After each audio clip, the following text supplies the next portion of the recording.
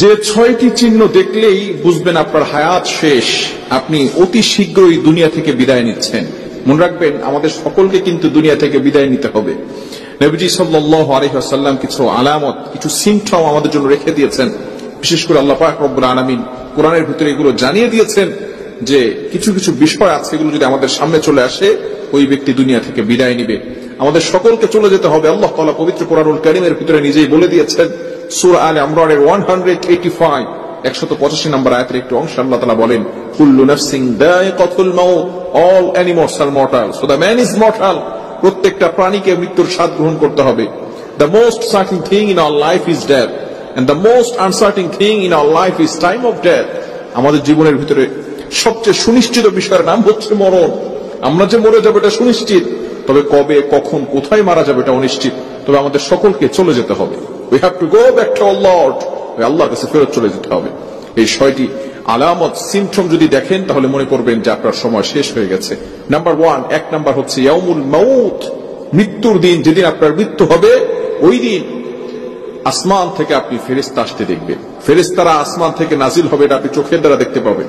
এখন কিন্তু আমরা ফেরেশতাদেরকে দেখতে পারি না, জিনদেরকে আমরা দেখতে পারি না। আল্লাহ পাক রব্বুল আলামিন আমাদের মাঝে আর ফেরেশতাদের মাঝে, জিনদের মাঝে একটা পর্দা ঢেলে দিয়েছেন। কিন্তু যেদিন আপনার হায়াত শেষ হয়ে যাবে সেদিন আপনি আসমান থেকে ফেরেশতারা নামতেছে, ফেরেশতাদেরকে দেখতে পারবেন। সেই পর্দা আল্লাহ তাআলা উঠিয়ে নেবেন। নাম্বার 1, নম্বর আলামত হচ্ছে পর্দা উঠে যাবে। নাম্বার 2, দ্বিতীয় নাম্বার সিম্পটম আলামত হচ্ছে যে মানুষের পা থেকে রূহ যখন কবজ করা হয়, এটা শুরু হয় পায়ের থেকে। যখন আজরাইল সালাম সামনে আসবে তখনই কিন্তু আমাদের রূহ ছুটাছুটি করতে থাকবে পা থেকে। যে আল্লাহ পাক রব্বুল আলামিন ফেরেশতাদেরকে যে শক্তি দিয়েছেন সেখান থেকে আস্তে আস্তে চাপ দেওয়া শুরু হবে। এই চাপ দেওয়া শুরু হবে আস্তে আস্তে আস্তে। তখন আমরা বুঝতেই পারবো না যে আমাদের আজকে শেষ সময়। অনেকে পেট ব্যথা হয়, মাথা ব্যথা হয়, মানুষ মনে করবে আমার মনে হয় সেরকম কিছু হচ্ছে। এটা সে বুঝতেই পারবে না যে তার আজকে শেষ দিন। অনেক সময় তারা ডক্টরের কাছে যেতে চায়, হসপিটাল যেতে চায় যে আমাকে সেখানে নিয়ে যাও, হয়তো আমি ভালো হয়ে যাব। দ্বিতীয় নাম্বার সিম্পটম হচ্ছে যে তার পা থেকে আস্তে আস্তে চাপ দেওয়া শুরু করবে। এরপরে নাম্বার 3, তৃতীয় নাম্বার হচ্ছে তারাকি পর্যন্ত, 2 গাধের মাঝখানে যে জায়গাটা আছে, এভাবে আস্তে আস্তে করে আপনার রোগটাকে চাপ দিয়ে দিতে এই পর্যন্ত নিয়ে আসবে। তারাকি এই পর্যন্ত আসে, মনে করবেন আপনার হায়াত একেবারে শেষ পর্যায়ে চলে আসছে। আল্লাহ তাআলা এই ব্যাপারে পবিত্র কোরআনুল কারীমের ভিতরে আয়াত নাজিল করে দিয়েছেন। সূরা কিয়ামার ভিতরে রয়েছে, কাল্লা ইযা বালাগাতিত তারাকি ওয়া কিলা মান রাক। আল্লাহ পাক রব্বুল আলামিন এখানে জানিয়ে দিয়েছেন, ওয়াযান্না আন্নাহুল ফিরাক ওয়ালতাফাতিস সাকু বিস-সাক। কি চমৎকার কথা আল্লাহ তাআলা পবিত্র কোরআনুল কারীমের ভিতরে আমাদেরকে জানিয়ে দিয়েছেন। এভাবে আস্তে আস্তে করে আমাদের রূহটাকে তারাকি পর্যন্ত নিয়ে আসবে। এরপরে চতুর্থ নাম্বার ধাপ হচ্ছে আমাদের যে রূহটা রয়েছে সেটা হুলকুম পর্যন্ত চলে আসবে, কণ্ঠনালী পর্যন্ত চলে আসবে। আল্লাহ তাআলা এই ব্যাপারেও পবিত্র কোরআনুল কারীমের ভিতরে আয়াত নাযিল করে দিয়েছেন।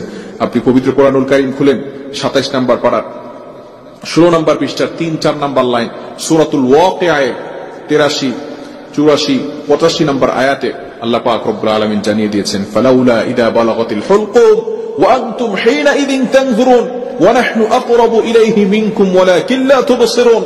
আল্লাহ পাক রব্বুল আলামিন কি চমৎকার করে আমাদেরকে জানিয়ে দিয়েছেন যে যখন হুলকুমের কাছে যখন রূহটা চলে আসে তখন আমরা তার পাশেই থাকি। যখন মৃত্যু সজ্জায় একজন মানুষ থাকে তখন আমরা তার পাশেই থাকি। আল্লাহ পাক রব্বুল আলামিন বলছেন, ওয়া নাহনু আকরাবু ইলাইহি, তোমরা যতই কাছে থাকো না কেন ওই বান্দার আমি তোমাদের থেকে বেশি নিকটে থাকি। ওই সময় কত ঝাড়ফুঁক দিয়েও কিন্তু তাকে কোনো মেডিসিন দিয়ে দুনিয়াতে আর বাঁচিয়ে রাখা যায় না। আল্লাহ পাক রব্বুল আলামিন বলেন, যখন কণ্ঠনালীতে রোগ চলে আসে তখন তোমরা আর ওই বান্দাটাকে বাঁচাতে পারো না। 5 নম্বর ধাপ হচ্ছে, এই 5 নম্বর আলামত হচ্ছে যে আমাদের সামনে কিন্তু জান্নাত জাহান্নাম দেখানো হবে। যারা ভালো ব্যক্তি, মুমিন ব্যক্তি, তাদের সামনে জান্নাত দেখানো হবে। জাহান্নাম প্রথমে দেখানো হবে মুমিন ব্যক্তিদেরকে, এরপরে তাদের সামনে জান্নাত দেখানো হবে। তাকে বলা হবে, তুমি দুনিয়াতে ভালো কাজ করেছো, তোমার জন্য জাহান্নামও তৈরি করা হয়েছিল, কিন্তু ভালো কাজ করার ফলে তোমাকে আল্লাহ তাআলা জান্নাত দিবে। খুশিতে সে আল্লাহর কাছে ছুটতে চাইবে। কিন্তু যারা খারাপ ব্যক্তি, দুনিয়ার ভিতরে আল্লাহ তাআলার ইবাদত করে নাই, তাদেরকে প্রথমে জান্নাত দেখানো হবে, লোভ দেখানো হবে, এরপরে তাদেরকে আবার জাহান্নাম দেখানো হবে। বলবে, তোমার জন্য এই জান্নাত তৈরি করা হয়েছিল, কিন্তু তুমি এই জান্নাতের কাজ করতে পারো নাই, জান্নাতের যোগ্য হও নাই। এরপর আজরাইল ইসলাম তার সামনে চলে আসবে, সে সময় চাইবে, বাঁচতে চাইবে। আল্লাহ পাক রব্বুল আলামিন জানিয়ে দিয়েছেন, ওয়া সাকরাতুল মাউতি বিল হক যালিকা মা কুনতা মিনহু তাহিদ। তারপরে আর কোনো সুযোগ দেওয়া হবে না। নাম্বার 6, 6 নম্বর ধাপ হচ্ছে মালাকুল মাউত তার সামনে এসে হাজির হয়ে যাবে। মালাকুল মাউত এমন ভয়ঙ্কর চেহারা নিয়ে আসবে, যদি মুমিন বান্দা না হয় তার ভয়ঙ্কর পরিস্থিতি হবে। যখন মালাকুল মাউত তার সামনে চলে আসবে, সে আর দুনিয়াতে বেঁচে থাকতে পারবে না, তাকে দুনিয়া থেকে চলে যেতে হবে। এইজন্য আসুন আমরা দুনিয়াতে যতদিন আছি ভালো কাজ করে যাই, খারাপ কাজ থেকে দূরে সরে আসি। আল্লাহ তাআলা আমাদের সকলকে বুঝার তৌফিক দান করুন।